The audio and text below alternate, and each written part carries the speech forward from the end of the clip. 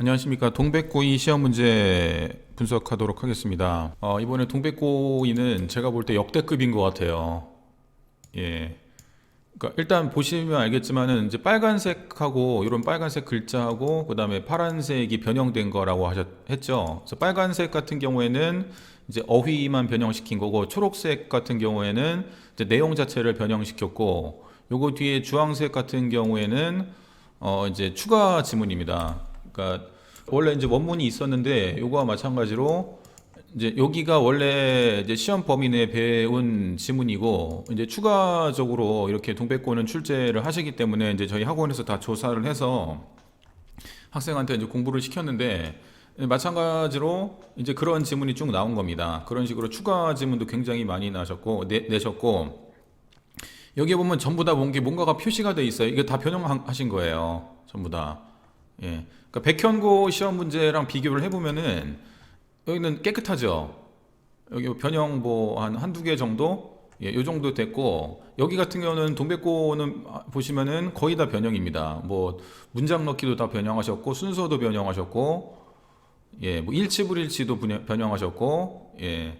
그러니까 할 수 있는 거, 할 수 없는 거 싹 다 변형을 하셨습니다.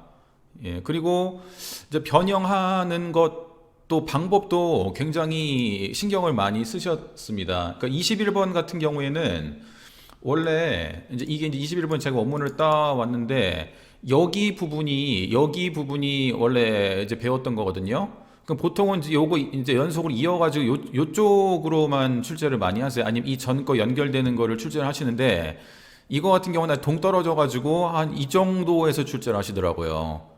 그러니까 이게 조사한다고 되는 게 아니고 완전히 평소 실력을 물어보시겠다 이제 그런 의도로 출제를 하신 것 같습니다.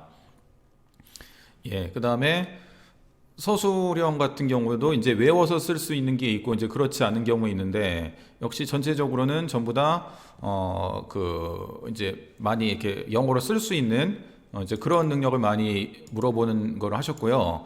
또 그 밖에 학생들이 체감 난이도를 어렵게 생각할 수 있는 요소가 뭐냐면요. 문제가 다른 학교에 비해서 굉장히 많습니다. 그러니까 객관식도 64점인데 22점이나 되고요.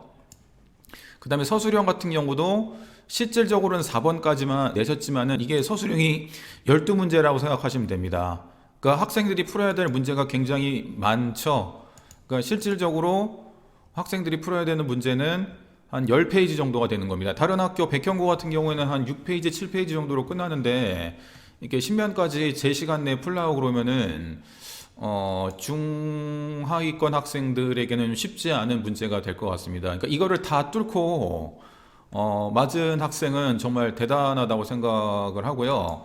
그러니까 이거 19번 같은 경우도 참 그 선생님의 출제 의도도 참 기가 막히고 그다음에 이거를 잘 푼 학생도 굉장히 기가 막히다고 생각을 합니다. 그러니까 이게 원문에는 어떤 내용이 나오냐면은 테스트 결과에 신경 쓰면은 스트레스를 받는다는 내용이 주제예요. 근데 문제를 바꾸셨어요. 그럼 스트레스를 줄이려면 어떻게 해야 돼가 빈칸 문제입니다. 그러니까 여기는 원래는 스트레스 받는다는 내용이 들어가야 되는데 이 스트레스를 줄인다는 내용으로 살짝 바꾸셨어요. 그러니까 여기 들어갈 내용도 이제 바꿔야죠. 이 학생 보면 여기에 지금 동그라미 친 게 선생님이 이렇게 바꿔서 내셨구나라는 거를 표시한 겁니다. 예. 정말 장기에서 말하는 장군 범군 이제 그런 느낌이 딱 들더라고요. 선생님께서 내신 거하고 학생이 푼 거를 이렇게 보니까요. 예. 그래서 그런 식으로 굉장히 좀 많이 변형을 해서 출제하셨다는 거를 아셔야겠고 여기 또 보시면 알겠지만은 객관식 64점에서 변형된 문제가 38.2점, 50%가 훨씬 넘어갑니다. 예. 그러니까 변형 안 된 것만 해도 이것만 제대로 풀어도 25점을 받는 건데 25점이면은 예. 뭐 한 7, 8등급이 거의 확정적인 거죠. 그러니까 변형 문제도 다 푸실 수 있어야 되고 이렇게 변형 문제를 다 맞아도 또 서술형에서 이제 암기를 해서 그러니까 교과서라든지 부교재에서 나오는 문제가 있고 암기를 해서 또 안 되는 경우도 있습니다. 그래서 요약문 완성이라든지 이런 거 같은 경우는 그 선생님의 의도에 맞게 좀 써야 되니까 그러니까 이런 걸 다 뚫고 90점대 한 중후반을 맞아야지 1등급을 받을 수가 있는 겁니다. 예. 이거를 할 수 있는 학생이 과연 있을까요? 했는데, 이제 저희 학원의 한 학생이 이제 이걸 해냈네요. 대단하죠. 그러니까 객관식은 다 맞고 서술형에서 좀 점수가 깎일 것 같습니다.